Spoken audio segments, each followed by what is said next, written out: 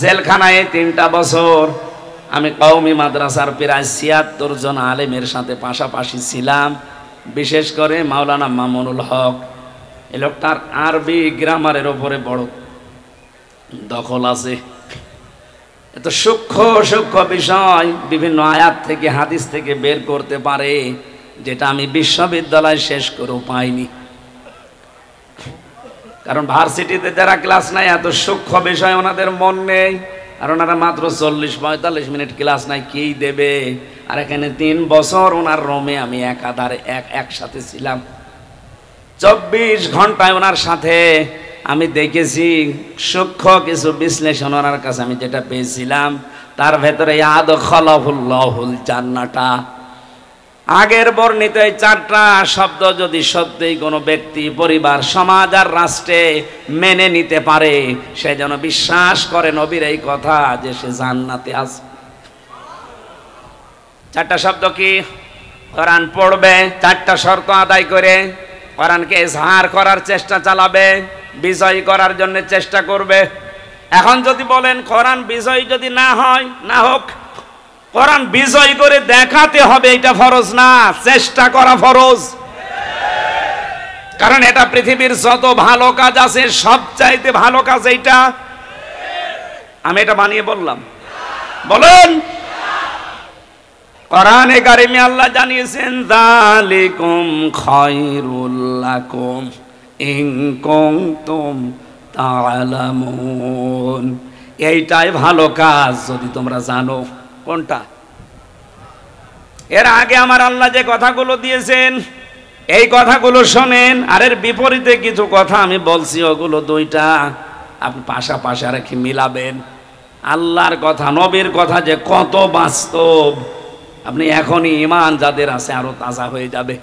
আর যাদের ঈমান নেই, আবু জেহেলের মতো এ কথা শুনলেই তাদের শয়তানি বাড়বে।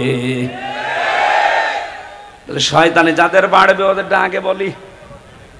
হ্যাঁ, না না, পরে চলে যায়, যাক, আগে আমি একটু বসিয়ে রাখি। আদখালাহুল্লাহুল জান্নাহ বলার আগে যে 4টা শব্দ নবীজি লাগিয়েছেন হাদিসে, আপনি সত্যিই নিরপেক্ষ দৃষ্টি দিয়ে যদি মিলান, কোরআন পড়বো আমি, কোরআন ইজহার করার জন্য, বিজয় করার জন্য আজকে থেকে চেষ্টা চালাবো, এটা যে নফল কাজ না, সুন্নাত কাজ না, এটা যে ফরজ, ওয়াজিব। পৃথিবীতে যত ভালো ভালো কাজ আছে সব চাইতে ভালো কাজ আল্লাহ খায়রুল লাকুম দিয়েছেন। এইটাই ভালো কাজ বলার আগে আমার আল্লাহ জানিয়ে দিলেন, তো উমিনুনা বিল্লাহি ওয়া রাসূলিহি ওয়া তুজাহিদুনা ফি সাবিলিল্লাহ বিআমওয়ালিকুম ওয়া আনফুসিকুম যালিকুম খায়রুল লাকুম। আল্লাহ বলেন, আল্লাহর উপরে যাদের বিশ্বাস আছে আর রাসূলের উপরে বিশ্বাস আছে, এই 2টাকে সামনে রেখে জান আর মাল দিয়ে আল্লাহর এই জমিনে আল্লাহর বিধানকে কায়েম করার জন্য, বিজয়ী করার জন্য যারা চেষ্টা চালাবে, এটা যে ভালো কাজ আমি কি বানাচ্ছি? এই বলুন, এদের মর্মবাণী, মর্ম অর্থ, এর আসল বিষয় উপলব্ধি করার ক্ষমতা হয়তো এখন বাংলাদেশে আমাদের হচ্ছে না। কিন্তু যাদেরকে আপনি আদর্শ বলে প্রচার করেন যে সাহাবীরা আমাদের আদর্শ, তাদের দিকে তাকান তো। হযরতে মুআজ মুহাফিজ, ওনার এই আয়াত বুঝেছিল, এজন্য 11 বছর 13 বছর বয়সেও আল্লাহর দিন বিজয় করার জন্য হাঁটুর উপরে, পায়ের উপরে, গোড়ালের উপরে ভর দিয়ে হলেও যাওয়ার চেষ্টা করেছে। আর আমরা এভাবে বুঝি না, এজন্য হাঁটুর উপরে না, গোড়ালের উপরে না, আরো কি করে পেছন টান মারা যায় সেই চিন্তায় থাকি। আল্লাহর কসম, ভোলাবাসী, কোরআন যদি বাংলাদেশে বিজয় থাকে আর আপনি যদি হালালকে হালাল মানতে পারেন, হারামকে হারাম জানার পরে ছেড়ে দিতে পারেন, আপনি দেখবেন এ দুনিয়াটা, আমাদের বাংলাদেশটা 228টা রাষ্ট্রের ভেতরে একটা মিনি জান্নাত হয়ে গেছে। আর এইটাই দেখতে বাকি আছে আমাদের এই 53 বছরে। এই কথা বলেন না কেন? এই জন্য কোরআনকে শুধু পড়া না, এটা এজহার করার জন্য চেষ্টা চালাতে হবে। আর এটা নফল না ফরজ? নামাজ পড়া যেমন ফরজ, রোজা রাখা যেমন ফরজ, কোরআনে কারিমকে এই দেশে বিজয়ী করার চেষ্টা করা ওই রকম ফরজ।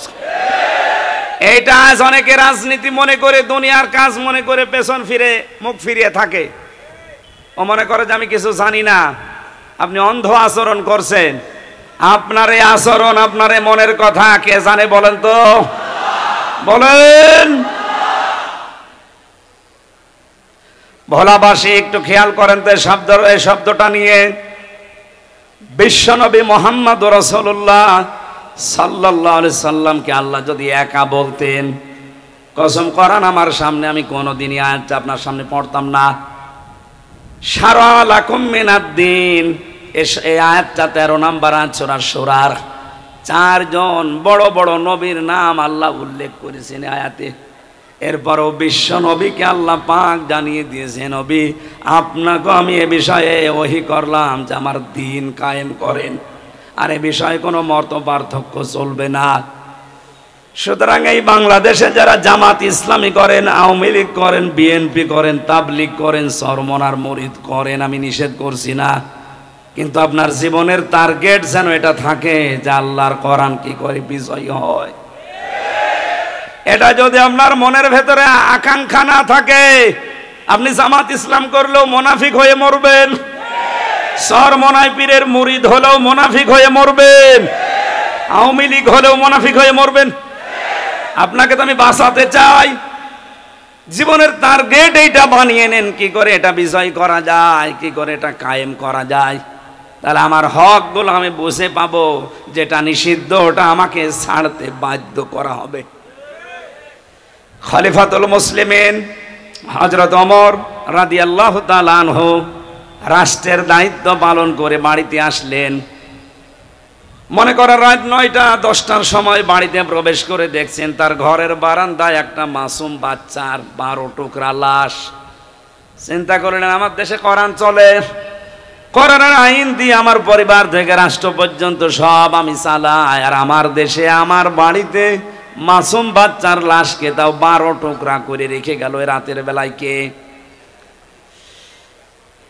তদন্ত কমিটি গঠন করলেন। 3 দিন পার হয়ে গেল, কোনো রিপোর্ট আসে না। ওনার খাওয়া দাওয়া বন্ধ হয়ে গেছে।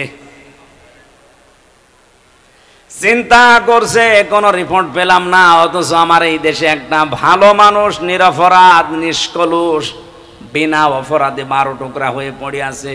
মাসুম বাচ্চা তো কোনো গুনাহ নেই। কে করলো এই কাজটা? রিপোর্ট যখন কেউ দিতে পারে না, ওনার চিন্তায় খাওয়া দাওয়া বন্ধ হয়ে গেছে। কারণ পৃথিবীতে যে যত বড় দায়িত্বে থাকে, কিয়ামতের দিন তার জবাব দেওয়া লাগবে অত বড়। আমি আমার ম্যাডাম তামান্না সুলতানা, আমার 2টা মেয়ে মাওয়া জান্নাত আর ফারিহা জান্নাত, এই 3 জনের ব্যাপারে আমি উকিল, অভিভাবক। কুল্লুকুম রাঈন ওয়া কুল্লুকুম মাসউলুন আন রাইয়াতিহি। কিয়ামতের দিন এই 3 জনের ব্যাপারে আল্লাহ আমাকে জিজ্ঞাসা করবে। চেয়ারম্যান সাহেবের আয়ত তো আমার চাইতে আরেকটু বেশি, এমপি সাহেবের আর একটু বেশি, প্রধানমন্ত্রীর আরো বেশি। এই পৃথিবীর মোড়ল যিনি জো বাইডেনের, এর আয়ত তো আরো বেশি। কিয়ামতের দিন ওরে 750 কোটি মানুষের ব্যাপারে আল্লাহ জিজ্ঞাসা করবে, তারপরে বাকি। প্রধানমন্ত্রীকে 18 কোটি মানুষের ব্যাপারে জিজ্ঞাসা করা হবে এদের হক সম্পর্কে, এরপরে বাকি কথা। আমি আমির হামজাকে মাত্র 3 জনের ব্যাপারে জিজ্ঞাসা করবে যে এদের হক আদায় করেছিলি কিনা বল। যদি সঠিক জবাব দিতে পারি, বাকি অন্য বিচার শুরু হবে। প্রতিটি মানুষ যেহেতু দায়িত্বশীল, তার স্ব দায়িত্ব সম্পর্কে তাকে জিজ্ঞাসা করা হবে। অবলাবাসী হাদিসটা নিয়ে একটু ভাবেন। হযরত ওমর চিন্তা করেন, আমার জামানায় কোরআন চলে, তাও রাষ্ট্রীয়ভাবে প্রতিষ্ঠিত কোরআন। এখানে বিজয় আছে, কোরআনে এজহার করা আছে, কায়েম করা আছে। আর আমার দেশে এই অবস্থায় 12 টুকরা একটা লাশ পড়ে আছে, তাও আমার ঘরের বারান্দায়। না, চিন্তা, টেনশনে, পেরেশানিতে খাওয়া দাওয়া বন্ধ করে দিয়েছে।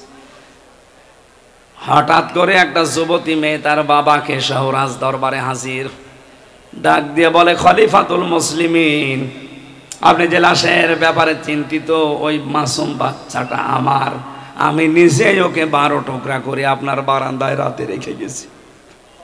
হযরত ওমর বলে, মেয়ে কি বলো, তুমি বসো। যুবতী মেয়েকে ডাক দিয়ে বললেন, খলিফা, যে কি বলো, তোমার মাথা ঠিক আছে? বলে, হ্যাঁ ঠিক আছে, আমি নিজ জ্ঞানে নিজ ইচ্ছায় সজ্ঞানে স্ব ইচ্ছায় এই কাজ করেছি, কিন্তু কেন করলাম এটা আপনাকে জানা লাগবে, তারপরে আপনি রায় দেবেন। আমি আমার বাবাকে নিয়ে বসবাস করতাম জঙ্গলে। 4 জন যুবক মানুষ তারা গেছে ওই জঙ্গলে শিকার করার জন্যে। আমি গোসল করে আসছিলাম, আমাকে দেখে শেষ পর্যন্ত ওরা যৌবনের তাড়নায়, শয়তানের ধোঁকায়, নফসের জালে পড়ে আমাকে তারা শেষ পর্যন্ত আমার সম্ভ্রম নষ্ট করে ফেলেছে। এখান থেকেই শেষ না, চিন্তা করলাম আমার এই সন্তানটার বাবা তো একজন না, বাবা কয়জন বলেন না কেন? 4 বাবার ছেলে মেয়ে হলে ভালো হবে। সন্তানটা জন্ম নেওয়ার পরে আমি চিন্তা ভাবনা আরো বেড়ে গেল যে এর তো আসলে কোনো দোষ নেই, দোষ তো ওই মানুষগুলোর, এ তো নিষ্পাপ মানুষ। দুনিয়াতে আসার পরে আমি চিন্তা করেছি এর দোষ নেই, কিন্তু কোরআনে কারীম আমাকে বারবার ডাক দিচ্ছে, অতুল্লিম বাদা যালিকা জানিম। আল্লাহ পাক বলেন, হে নবী, এ পৃথিবীতে ডাইরেক্ট ইনডাইরেক্ট কোরআনের বিরুদ্ধে যারা আছে আপনি দেখবেন ওই মানুষগুলো যার সন্তান এ দেশে নেই।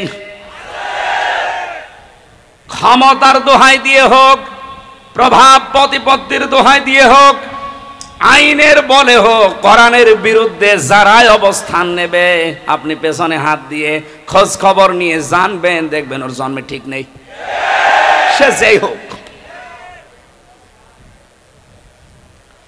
কোরআনে কারীমের আয়াত আমাকে বারবার আমাকে তাড়া দেয় যে তোমার এই সন্তান তো ঠিক আছে, নিষ্পাপ, কিন্তু এর বাবা তো ঠিক নেই। কয়জন? 4 বাবার সন্তান কি হয়? জারজ। বলেন না কেন?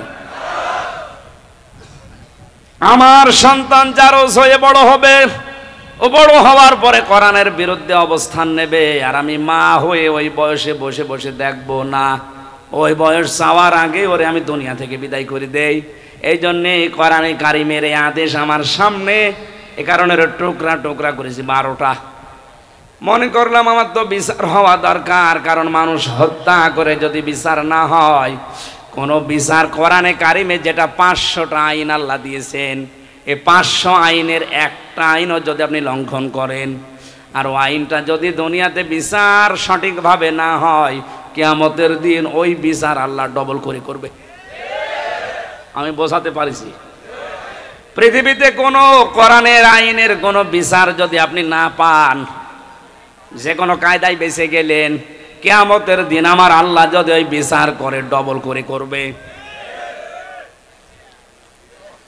আর কোরআনে কারীমের 500 আইন এর বিরুদ্ধে অবস্থান নিয়ে পৃথিবীর জমিনে যদি আপনি কিছু করে থাকেন, কোরআনের আয়াতের ব্যাখ্যায় তাফসিরে আমি পড়েছি 2টা শাস্তি আপনাকে আল্লাহ দুনিয়ায় দেবেই। এটা আছে সূরা তহা 16 নম্বর পারা 19 নম্বর পৃষ্ঠা 12 নম্বর লাইনের 124 নম্বর আয়াতের ব্যাখ্যায়, ওমান আ'রাদা আন যিকরি ফাইন্না লাহু মাঈশাতান দঙ্কা ইলা আখির আয়াত। দলিলগুলো লম্বা করে ব্যাখ্যা করে বলতে গেলে আমার আসল উদ্দেশ্য শেষ হয়ে যাবে। আল্লাহ এখানে জানাতে চেয়েছে, দুনিয়াতে আল্লাহর আইন বাদ দিয়ে, আল্লাহর বিধান বাদ দিয়ে কেউ যদি উপায় করে টাকা পয়সা ধন সম্পদ, আমার আল্লাহ বলেন ওর জীবন আমি 1 নম্বরে দঙ্কা সংকীর্ণ করে দেব, ওর উপায় হয় উন্নতিতে কোনো বরকত থাকবে না। আপনাদের এই সমস্ত জেলাগুলোর খবর আমরা অনেকগুলো বিষয় জানি, আমি নাম নিয়ে বলতে পারছি না, তাই অনেকে চেয়ার পাওয়ার পর এই 15 বছরে এত জমির এত টাকার মালিক হয়েছে সে নিজেও জানে না। আয়াতের ব্যাখ্যায় যে দুইটা শব্দ পেয়েছি কোরআন দিয়ে, আমি কি বলবো না গোপন করে দেব? হ্যাঁ বলি, আমি আবার 3 বছর চাই। আপনারা কানে হাত দিয়ে থাকেন, আমি বলে ফেলি। অবৈধ ইনকাম যারা করেছেন 1 নম্বরে শাস্তি তাদের, দুনিয়াতে ওই সম্পদ আপনাকে আল্লাহ ভোগ করতে দেবে না। ভোগ করতে যে দিচ্ছে না, আপনি দেখতে পাচ্ছেন না? কথা বলে না কেন? একটা জেলার শুনলাম 4 ভাগের 1 ভাগই তার। কি খাওয়া খেয়েছে? একটা জেলার 4 ভাগের 1 ভাগ যদি একজনের হয়, তো বাকিগুলো কি ঘাস কাটছে? বিশাল সম্পদের মালিক কিয়ামত পর্যন্ত হায়াত পেলেও তার হওয়ার কথা ছিল না, কারণ তার যে বেতন আমি তো জানি। আমি সেই 11 সাল থেকে প্রশাসনের সাথে আছি, কারণ আমি 11 সালে প্রথম গ্রেফতার হওয়ার পরে ওসি সাহেবকে পড়াতাম। ওনার ওই জায়গা থেকে একেবারে আইসি পর্যন্ত যত সিস্টেম আছে সবগুলো আমার আয়ত্ত করা আছে। কার কি পজিশন, কার কি টাকা, যে হিসাব এখন বের হচ্ছে, যে বাস্তবতা আমাদের সামনে আসছে, আমরা দেখতে পাচ্ছি এই লোকটা যদি কিয়ামত পর্যন্ত হায়াত পায় আর ওই বেতন নিয়ে যদি চলে, এই সম্পদের মালিক হওয়া তার দ্বারা আরো কঠিন, কারণ তার আরো খরচ নেই। আর ওনারা যে সমস্ত ভিআইপি জায়গায় থাকে, আমি যে ওসিকে পড়াতাম, ওনার বেতন ওই সময় ছিল মনে হয় 42,000 টাকা, অথচ ওনার স্ত্রী আর সন্তান 2টা ঢাকাতে যে বাড়ি নিয়ে থাকে, ওই বাড়ির ভাড়াই হচ্ছে ওই সময় 11 সালে 52,000 টাকা। বেতন কত? আর বাড়ি ভাড়া, বাকি টাকা আরো নেই। খাওয়া দাওয়া আছে, ছেলে মেয়ের কলেজে বিশ্ববিদ্যালয়ে লেখাপড়া আছে, আর তার ম্যাডামের যে সাজ, সব মিলে মনে হয় 2.5 থেকে 3 লাখ টাকা না হলে মাস যাওয়ার কথা না। বেতন কত? ও বেতন যাওয়ার পরও আরো ফেরেশতারা দিয়ে যায়। আমি একদিন পড়াচ্ছিলাম, প্রতি জমার দিন পড়াতাম, লা তাকুলু আমওয়ালাকুম বাইনাকুম বিল বাতিল, যে ঘুষ খাওয়া যাবে না। এই আয়াতটা হঠাৎ করে একটা লোক ব্রিফকেসের ভেতরে 10 লাখ টাকা নিয়ে ওনাকে বলছে, স্যার এই হাদিয়াটা রাখেন আর আমার ওই মাল ছেড়ে দিন। আমারে বলছে, হুজুর নেবেন মানে আপনারে পড়ালাম কি, আর আজকে সেই ঘুষের আয়াত। এতদিন যাই পড়িয়েছি, আজকে ঘুষের আয়াত পর্যন্ত এসেছে সূরা বাকারার, আর আপনি আজকে এই জিনিস পেয়েছেন। আমারে বলছো, হুজুর এটা তো ঘোষ না, এটা তো হাদিয়া। আপনার সরকার দেয় না? ওই সময় দেখলাম গরম দিলে লোকটারে, বেটা বেয়াদব, আমি কোরআন শরীফ পড়ছি আর তুমি। ওই সময় দেখলাম তাড়িয়ে দিল। পরে নিয়েছে কিনা আমি জানি না। এইরকম হাদিয়া যদি মাসে 10টা পায়, ওর 42,000 টাকা নেওয়া লাগে? কথা বলে না কেন? বাংলাদেশের 2টা থানায় সবচাইতে বেশি ক্রাইম হয় এখনো পর্যন্ত, সিলেটের বিশ্বনাথ আর কুষ্টিয়ার মডেল থানা। কারণ যত মামাদের আর দাদাদের দেশে জিনিসপত্র আসে এই জায়গা দিয়ে। সারা বাংলাদেশ মিলিয়ে আপনি যেই কয় মন গাঁজা না পাবেন, লালনের মাজারের দ্বারা মন গাঁজা বেশি পাওয়া যাবে। এটা তো আকাশ থেকে পড়ে নাকি?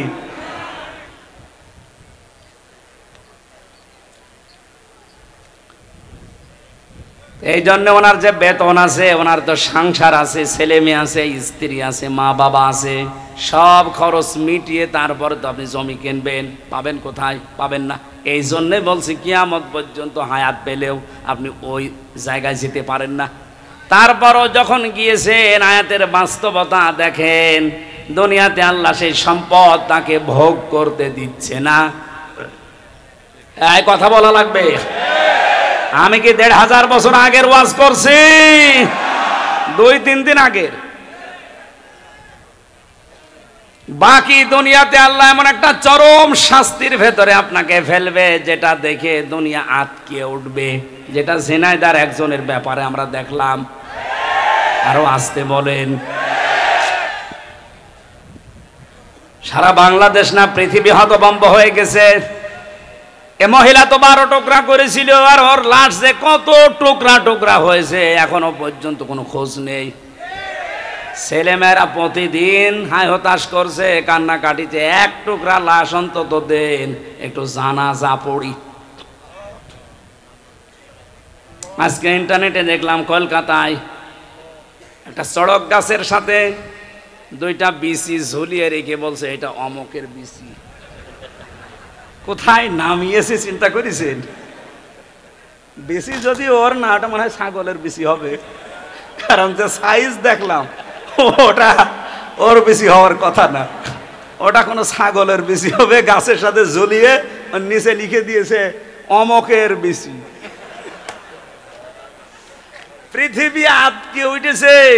আমার তো মনে হচ্ছে 1000 বছর আগে আয়াতে আল্লাহ যা বলেছে, এই 2024 সালের এই মে মাসের 29 তারিখে আমরা 100 ভাগ খাপের খাপ মমতাজের বাপ মিলে গেছে।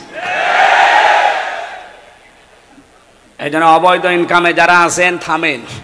সে প্রভাব প্রতিপত্তির কারণে হোক, ক্ষমতার কারণে হোক, আইনের কারণে হোক, চেয়ারের কারণে হোক, যেখানে আছেন ওই জায়গায় থামেন। 1 নম্বরে আপনি জীবনে ওই অবৈধ সম্পদ ভোগ করতে পারবেন না, আর এমন চরম শাস্তির ভেতরে পড়বেন দুনিয়া আটকে উঠবে। আল্লাহ এদেরকে বোঝার তৌফিক দাও, বলেন আমিন।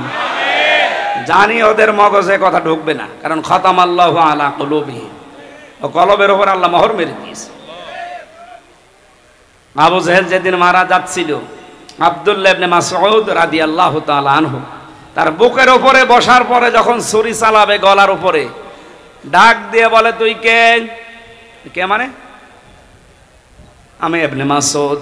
কোন মাসউদ? বলে আমাকে একটা চড় দিয়ে আমার ডান কান তুমি কালা করে দিয়েছিলে, নষ্ট করে দিয়েছিলে কোরআনে কারিমের সূরা রহমান পড়ার কারণে। সূরা রহমান যেদিন নাজিল হয় ওই দিন বিশ্ব নবী ডাক দিয়ে বললেন, সাহাবীরা কে পারবে তোমরা রহমান তেলাওয়াত করতে? ইবনে মাসউদ দৌড় দিয়ে এসে বলেছিলেন, হে রাসূল আমার একটু অনুমতি দেন, আমি একটু তেলাওয়াত করে শোনাই। উনি কাবার চত্বরে উচ্চ কণ্ঠে আয়াতটা পড়েছিলেন, আর রহমানু আল্লামাল কোরআন খালাকাল ইনসানা আল্লামাহুল বায়ান। তেলাওয়াত শেষ হতে না হতে আবু জেহেল দৌড়িয়ে এসে এমন একটা চড় লাগিয়েছিল এই কানের উপরে, কান দিয়ে রক্ত বের হওয়ার পরে কানটা ওই যে নষ্ট হয়েছে, আর কোনোদিন উনি কানে শুনতে পাননি। ইবনে মাসউদ রাসূলের কাছে এসে কান দিয়ে রক্ত ঝরছে এটা দেখালেন।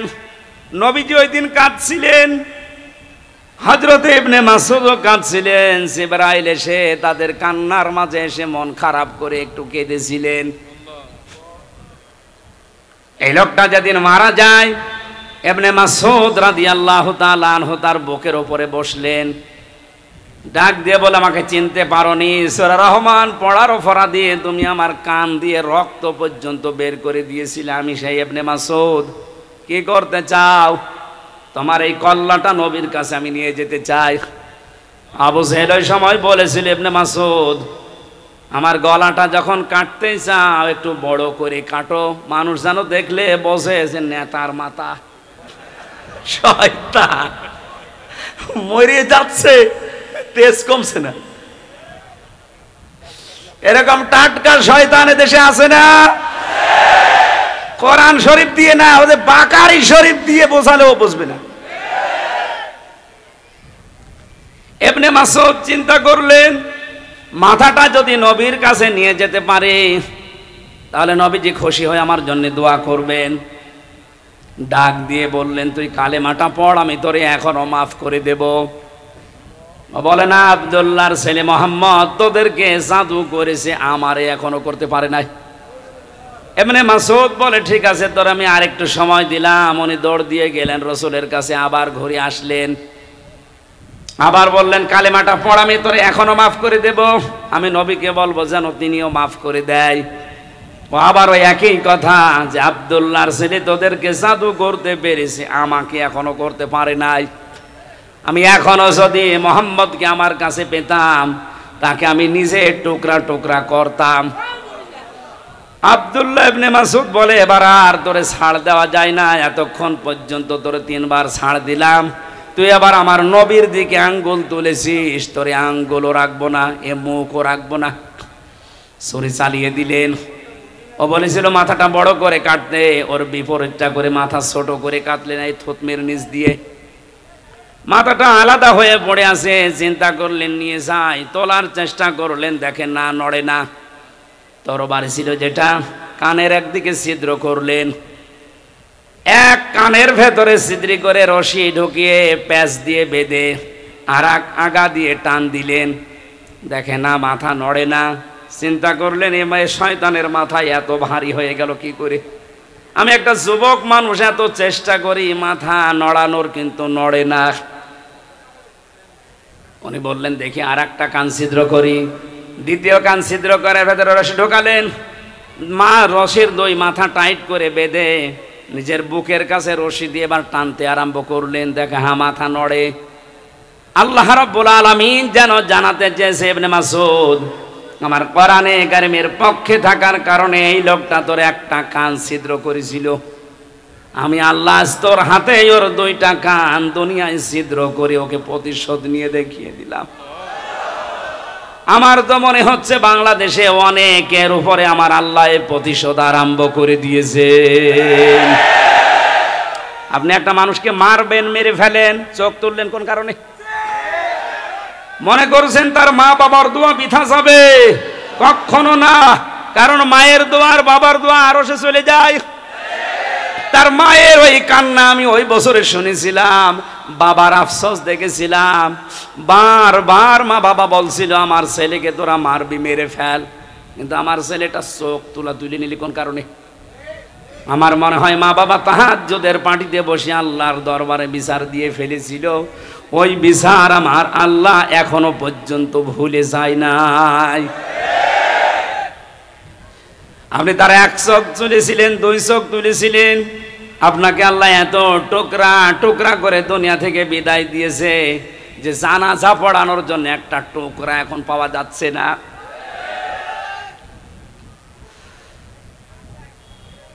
ও ভোলাবাসী যুবতী মেয়েটা ডাক দিয়ে বলে, খলিফা আমি চিন্তা করলাম দুনিয়াতে আমি হত্যা করলাম, হত্যার বিচার যদি না হয় তাহলে কিয়ামতে আল্লাহ বিচার ডবল করে করবে, সুতরাং আমি যেন বিচার তাড়াতাড়ি পাই, এই কারণে আপনার বারান্দায় রাতের বেলা চুরি করে লাশটা রেখে গেছি। হযরত ওমর বললে, মেয়েটা তুমি কেন এই 3 দিন তাহলে আসলে না? আমার চিন্তায় খাওয়া দাওয়া বন্ধ হয়ে গেছে। মেয়েটা বলে, খলিফা জানের মায়া আমারও আছে।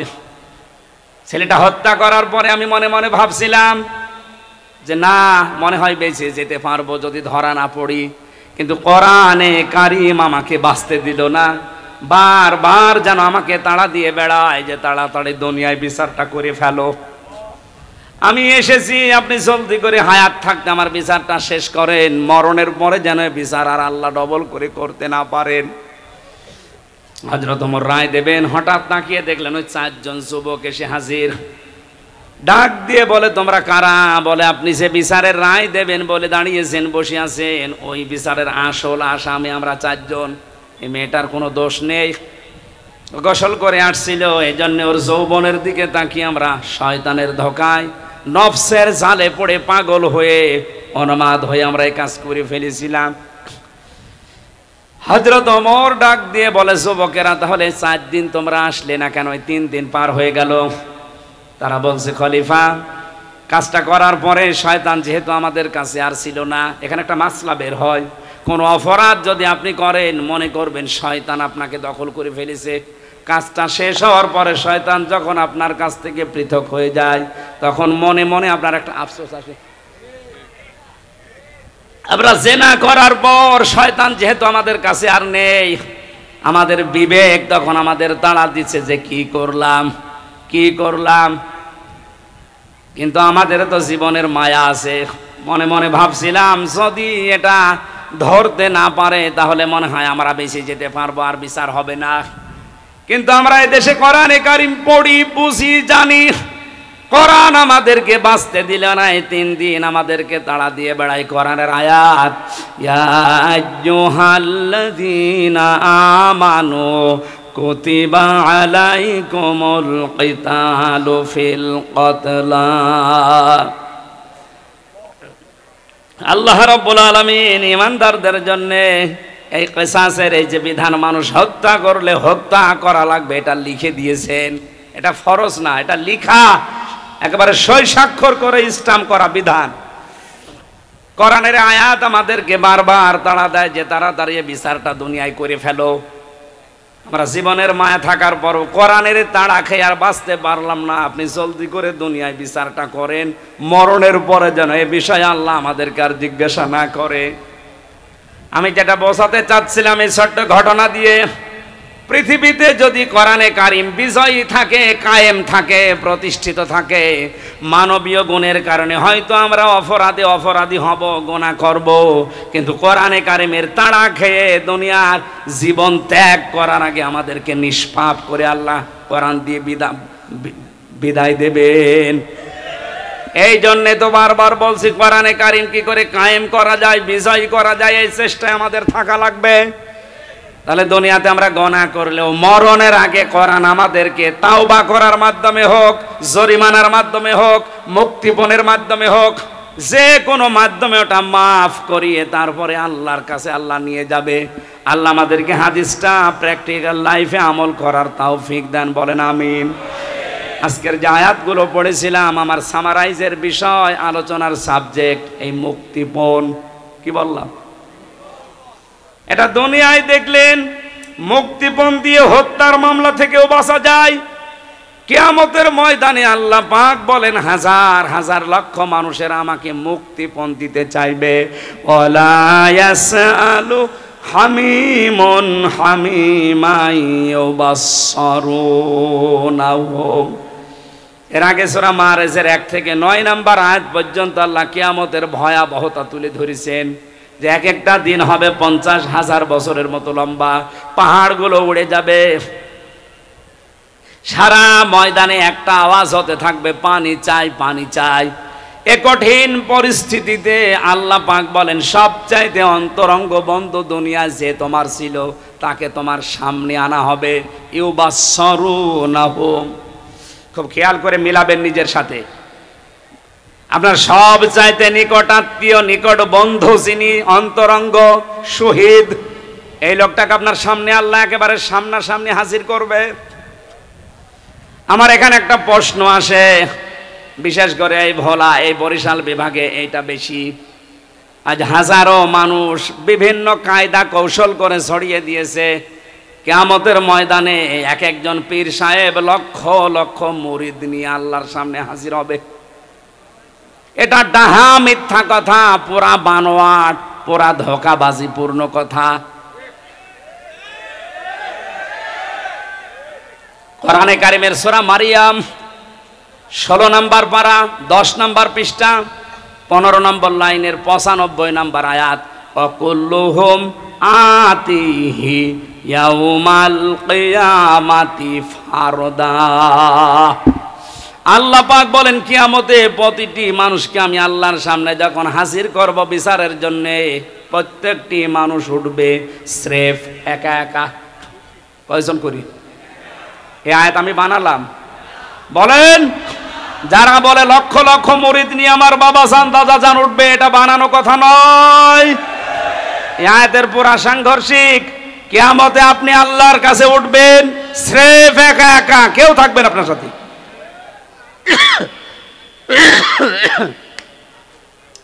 বিচার করার জন্য আল্লাহ নিজের সামনে ডাক দিয়েই প্রথমে ডাকবে আপনাকে, এরপরে বলবে তোর বন্ধুকে নিয়ে আসলাম এই যে সামনে, জিজ্ঞাসা কর।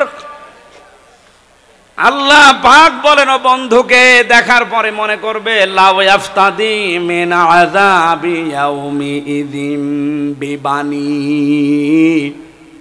এ কঠিন পরিস্থিতি দেখে, যেখানে যুবতী মেয়েদের গর্ভ অবস্থায় যদি থাকে লজ্জায় স্থান লাগবে না, পেট ফেটে সন্তান বের হয়ে যাবে, জমিন পুড়ে তামা হয়ে যাবে, মাথার মগজ টকবক করে ফুটতে আছে, অভোলাবাসী নিজের দিকে তাকিয়ে এখন একটু ভাবেন তো, এই ময়দানে মনে করেন আপনি আছেন, আপনার বন্ধুকে শুধু প্রথম আল্লাহ নিয়ে এসে বলবে একে কি করবা দেখো, এত পরিচিত তোমার, বলবে আল্লাহ এ বন্ধুকে আমি দিয়ে দিলাম মুক্তিপণ হিসাবে, তুমি আমারে ছেড়ে দাও। আল্লাহ বলেন হবে না। দ্বিতীয় নম্বর বলবে আমার সন্তানকে আমি দিয়ে দিলাম। কোন সন্তান? যেটা নিজের জীবনের চাইতে মানুষ বেশি ভালোবাসে। আজকে ইন্টারনেটে দেখেছেন, এই যে কোন এলাকায় যেন দেখলাম ঝড়ে লন্ডভন্ড হয়ে সন্তান সহ উড়ে চলে যাচ্ছে, মা তার ছোট্ট 3 বছরের মেয়েকে কোলের ভেতরে নিয়ে মা নিজে মারা গেছে, তো সন্তানটার উপরে ছাউনি দিয়ে সন্তানটা বাঁচিয়ে রেখেছে। এই কঠিন পরিস্থিতিতেও নিজের সন্তানকে যে মা বাঁচিয়ে দেয়, আল্লাহ বলেন কিয়ামতের দিন এই সন্তান পর্যন্ত ওই মহিলা বলবে আল্লাহ মুক্তিপণ দিয়ে দিলাম। ভোলাবাসী, এটা আমি বাস্তব জীবনে উপলব্ধি করেছি। আমার ছোট মেয়েটা নিয়ে ফারিহা জান্নাতকে, ওকে কক্সবাজার নিয়ে গিয়েছিলাম জেল থেকে বের হওয়ার পর, যখন ওই বালি নিয়ে খেলা করছিল সমুদ্র সৈকতে, ওর ওপর এমন একটা আবেগ, এমন একটা মায়া তৈরি করে দিয়েছে আমার আল্লাহ। আমার মনে মনে ওর খেলা দেখে মনে হচ্ছিল যদি বাংলাদেশ কেউ আমাকে লিখে দেয় যে দিয়ে দিলাম এই ফারিহাকে মেরে ফেলো, আমার সম্ভব না। কারণ ওর 1 বছর রেখে গিয়েছিলাম ছেলে, এখন ওর 4 বছর বয়স। ওর ওপর আমার যে দুর্বলতা, ভালোবাসা, আমার প্রতি ওর যে আকর্ষণ, বাবা আর মেয়ে সন্তান হিসাবে আমার মনে মনে বাস্তবতায় হচ্ছিল সারা বাংলাদেশ লিখে দিলেও একে দেওয়া সম্ভব না। অথচ আল্লাহ বলেন কিয়ামতের দিন হামজা এ ফারিহাকে পর্যন্ত আমারে বলবে মুক্তিপণ দিয়ে দিলাম। এ বলতে যত সহজ মনে হচ্ছে, এটা কি বাস্তবে অত সহজ? আপনি করে দেখেন তো ওই জায়গায় যে, কারণ 3 বছর তো আমি ফাঁসির কন্ডেম সেলের ভেতরে ছিলাম, বাইরের যোগাযোগ বিচ্ছিন্ন ছিল, কাউকে দেখতে পাইনি। 24 ঘন্টা আমার তালা লাগানো থাকতো, আমার আর মামুন সাহেবের। এই জন্য ওদের প্রতি মায়া মহব্বত আরো বেড়ে গেছে।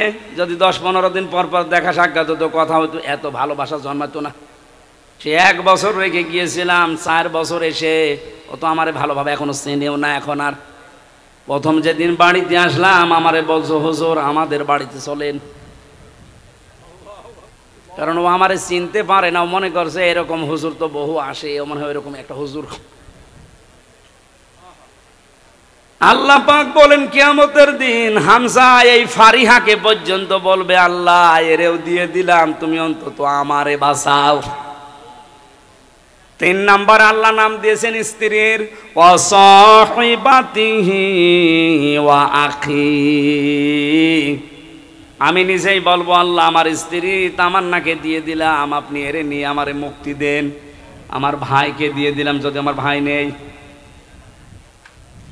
ফাসিলাতি হিল্লাতি তুবি, আমার জ্ঞাতি গোষ্ঠী আমাকে যারা আশ্রয় দিত, রাজনৈতিক, সামাজিক, পারিবারিক, দলীয় বিভিন্ন কায়দায় যারা আমাকে আশ্রয় দিয়েছে, আমার মামলার বিষয়ে যারা লড়ালড়ি করেছে, নড়াচড়া করেছে, আমাকে এখনো যারা বিভিন্ন জেলায় গেলে আশ্রয় দেয়, সবগুলো কিয়ামতের দিন আমি বলবো আল্লাহ সব দিয়ে দিলাম।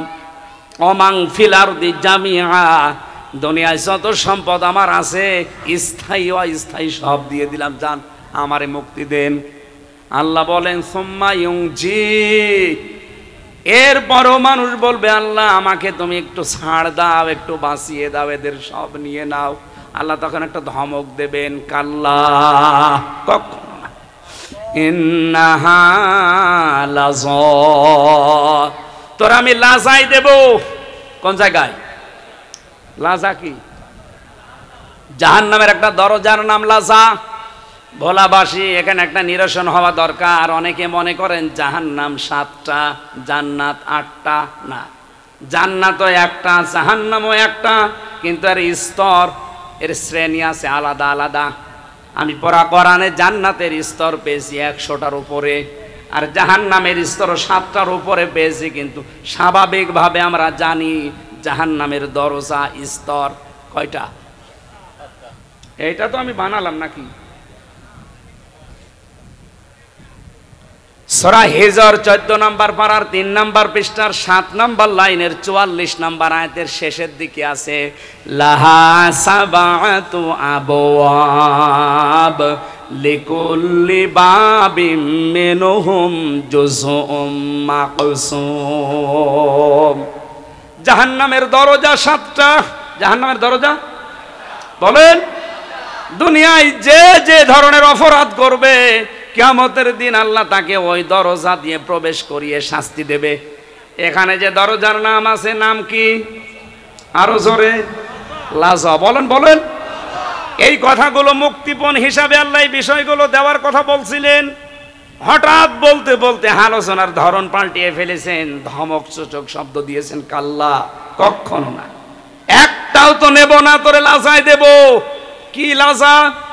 নাজ্জাআতাল লিশাওয়া, যেখানে গেলে আগে চামড়া খসে যাবে।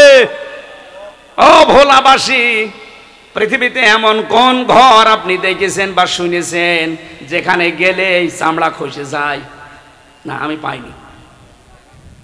রিমান্ডে আমি 10 দিন ছিলাম। ভয়ঙ্কর ভয়ঙ্কর জায়গা আমাকে তারা দেখিয়েছে। যে সমস্ত জিনিস নিয়ে এই নখ তুলে ফেলে ওই জিনিসগুলো আমি দেখেছিলাম। আমারও বলছিল আপনার তুলবো, যে মাটির নিচে ভয়ঙ্কর যে ঘরগুলো আছে এই জায়গাগুলোকে আমি দেখেছি। 12 ঘন্টা আমার একেবারে হাত উপরে দিয়ে চোখ কালো কাপড় দিয়ে বেঁধে পেছনে বেঁধে দাঁড় করিয়ে রেখেছিল। কঠিন কঠিন শাস্তি আমিও পেয়েছি, কিন্তু আমার চামড়া খসেনি। বুঝেছে? 3 বছর যে অবস্থায় ছিলাম, খাওয়া দাওয়ার ঠিক ছিল না, চিন্তা পেরেশানিতে, তারপরও আমার চামড়া খসেনি। আল্লাহ পাক বলেন নাজ্জাআতাল লিশাওয়া, তোরে এমন ঘরে ঢোকাবো এই লাজায় ঢুকতে দেরি, চামড়া খসতে দেরি হবে না। আপনার কথাগুলো কি হাসি মনে হচ্ছে? শুনতে যত সহজ মনে হচ্ছে, এটা কি বাস্তবে অত সহজ? আলেম যারা আছে তারা তো বোঝার কথা। কত ভয়ঙ্কর জায়গায় আল্লাহ প্রবেশ করালে আগে চামড়া খসে যাবে। শুধু চামড়া খসবে না, এর পরবর্তী 2টা আয়াত আরো কঠিন। আমার তো আয়াতগুলো দেখার পরে, পড়ার পরে মনে হয় আল্লাহ পাক জানো বাংলাদেশ দেখে দেখে এখনই নাজিল করছে। এইটাই চলছে। এবার যে 2টা কথা বলবো দেখবেন এ দেশের সাথে 100 ভাগ মিলে যাচ্ছে। এই যে ভয়ঙ্কর জায়গা, লাজার নাম শুনলেন, এখানে গেলে আগে চামড়া খসে যাবে। আল্লাহ পাক বলেন এখানে দেব কাদের জানো? ওই যে সাবাতু আবওয়াব দেওয়ার পরে আল্লাহ দিয়েছেন লিকুল্লি বাবিম মিনহুম জুজউম মাকসুম। দুনিয়াতে যে যে ধরনের অপরাধ করবে তাকে আল্লাহ ওই দরজা দিয়ে প্রবেশ করাবে। এই লাজা নামক দরজা দিয়ে আল্লাহ কাদেরকে দিচ্ছে? ভোলায় আছে নাকি আপনি দেখেন তো। 2টা গুণ যাদের ভেতরে পাওয়া যাবে তাদেরকে আল্লাহ এই লাজায় দেবে। গেলে আল্লাহ আগে চামড়া খসিয়ে ফেলবে। 1 নম্বরে আল্লাহ পাক বলেন লাজা ডাকবে তাদের, তাদউ মান আদবার ওয়া তাওয়াল্লা ওয়া জামাআ ফাআওয়া। 1 নম্বর সত্যের দিকে যাদেরকে আহ্বান করা হয়েছে, এ মানুষগুলো সত্যের দিক থেকে পৃষ্ঠ প্রদর্শন করে মুখ ঘুরিয়ে চলে গেছে। আর বাংলাদেশে এখন এই মানুষ বেশি। আমি যে 1-1.5 ঘন্টা ধরে ঝাড় শব্দের ব্যাখ্যা বলছিলাম, অনেক মানুষ এখনো পর্যন্ত কোরআনকে বিজয় করায় কথা শুনলে রাজনীতি মনে করে। অথচ এটা সত্য কথা। রসুলের কথা কি কথা? কথা বলে না কেন? আমি যদি চেয়ারম্যান সাহেবকে এখন বলি টয়লেটে বাম পা দিয়ে প্রবেশ করে আল্লাহুম্মা ইন্নী আন্নিল আযা ওয়া আফানি, এই যে 8-10 মিনিট যত ব্যয় হয়েছে টয়লেটে পোড়াটা ইবাদত। পোড়াটা কি? কারণ এই পদ্ধতিটা রসুলের এই পদ্ধতি মেনে আপনি টয়লেটে 8-10 মিনিট 20 মিনিট আধা ঘন্টা কাটান, পুরা আধা ঘন্টায় কি এটা বুঝেছেন? এটা কি এই নিকৃষ্ট কাজ? আধা ঘন্টা যদি আপনি ইবাদত মনে করেন, আমি যদি টয়লেটের যে ভালো ভালো বিষয়গুলো আছে এগুলো যদি আমি এখন ব্যাখ্যা করে, বলবেন হুজুর আরো বলেন। কারণ আপনার পেট থেকে এই গন্ধ জিনিস বের করে যদি আল্লাহ না দিত, প্রসাব যদি আপনার বন্ধ হয়ে যেত, আমি জেল থেকে বের হওয়ার পরে আমার প্রস্রাব বন্ধ হয়ে গিয়েছিল। ডাক্তারকে দেখানোর পরে আমারে বলছে প্রস্রাব আমরা চালু করে দিতে পারি, কমপক্ষে 12,000 টাকা লাগবে। প্রস্রাব বের করতে যদি 12,000 টাকা লাগে, এটা যে কত বিষয়গুলো ছাকনি দিয়ে ছাকার মতো, এই টয়লেট দিয়ে এই প্রস্রাব দিয়ে আল্লাহ আমারা বের করে দেয়।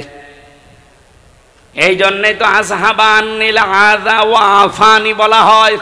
আল্লাহ এই গন্ধ জিনিসগুলো শরীর থেকে তুমি বের করে শেষ করে দাওনি, আমাকে শান্তি স্বস্তি একটা নিরাপত্তা দিয়েছো, একটা আনন্দ লাগছে, আমার কাছে ভালো লাগছে। এখন 8-10 মিনিটের বিষয়গুলো 20 মিনিটের বিষয় আপনার কাছে খুব ভালো মনে হচ্ছে, বলেন হুজুর আরো টয়লেটের মতো নিকৃষ্ট 20 মিনিট 25 মিনিট যদি আপনার কাছে ভালো লাগে, রাসূলের সুন্নত মনে হয়। এই সারাটা জীবনে আমার এখন 33 বছর বয়স, এই 33 বছর কিভাবে চলবে রাসূলের জীবনীতে সেটা নেই। আরো জোরে বলেন। বিশ্ব নবী তার 63 বছরের জীবনে 10 বছর এই কোরআন দিয়ে তিনি রাষ্ট্র চালিয়েছিলেন। এই কথা বলেন। 10-12 মিনিট 15 মিনিট যদি আপনার কাছে সুন্নত মনে হয়, আর 10টা বছর যিনি এইটা দিয়ে চালালেন ওইটা আপনার কাছে রাজনীতি মনে হয়, আপনি কি মানুষ? সত্যের দিকে আহ্বান করার পরেও যদি কেউ ঘাড় ঘুরিয়ে চলে যান, অহংকার করে, বোঝার পরে না বোঝার ভান করে মুখ ফিরিয়ে চলে যান, আপনাকে দিয়ে আল্লাহ লাজা ভর্তি করবে, যেখানে গেলেই চামড়া আগে খসাবে। এখন তো হয়তো কিছু টের পাচ্ছেন না, চোখ বন্ধ করে দেখেন কি অবস্থা হয়। দ্বিতীয় নম্বরটা তো আরো কঠিন। যারা দুনিয়ায় মাল সম্পদ জমা করে আর এটা সংরক্ষণ করা যায় কি করে সেই চিন্তা ভাবনা করে। অনেকে যেটা করছে দেশে পারছে না, বেগম পাড়া বানাচ্ছে। ওর চিন্তা একটাই যে যাই করেছি সঞ্চয়, এটা কি করে টিকিয়ে রাখা যায়। এই গুণ যাদের ভেতরে আছে বাংলাদেশে, তারা আল্লাহ যায় যাবে। এবার আমার আল্লাহ 3টা গুণ অন্য বিষয়ে বর্ণনা করার পরে 12টা গুণ দিয়েছেন আলাদা। আমার মনে হয় তাফসীর আকারে কথা বলতে গেলে এখনো 1.5-2 ঘন্টা লাগবে। আপনারা থাকবেন? আর আপনারা থাকবেন? আমার শরীর কণ্ঠ কিছু তো সাপোর্ট করছে না, এইভাবে করলে তো কালকের মাহফিল হবে না। ডাক্তার বলেছিল কথা বলবেন না, কথা বন্ধ করে দেন, 8-10 দিন গলাটা উঠে যাবে। তো কথা বন্ধ করবো কি করে? প্রতিদিন যাবে মানুষ চাপ দেয়, কথা বল মনে করে আধা ঘন্টা হয়ে যায়, 1 ঘন্টা বলে না আরো চালান, 1.5 ঘন্টা আরো চালান। এই জন্য গলা আর ভালোই হচ্ছে না। আজকে যেহেতু 1.5 ঘন্টা হয়ে যাচ্ছে, আমি মনে হয় আয়াত পড়া শেষ করা সম্ভব না ভাই। লক্ষ লক্ষ কথা এখনো এক একটা শব্দের ভেতরে আছে। এই আওয়ার ভেতরে আছে 4টা, এই 4টাকে ভাগ করলে হয় 12টা, 12টা ভাগ করলে হয় 42টা, 42টা ভাগ করলে 120টা। এতগুলো পয়েন্টের ভেতরে আছে, সব আমার মাথার ভেতরে আল্লাহ দিয়েছে। একটা একটা করে তাফসীর করতে গেলে 1-2 ঘন্টা 2.5 ঘন্টার বিষয় না। আজকে শেষ করছি। মা বোনেরা এসেছিলেন, সম্মানিতা মা বোনেরা, সবচাইতে বড় সম্পদ আপনার জন্যে আপনার স্বামী। এটাকে একটু গুরুত্ব দিয়ে চলবে, কারণ এইটা নিয়ে সমস্যা চলছে সারা দেশে। আল্লাহ আমাদেরকে মানার তৌফিক দিন।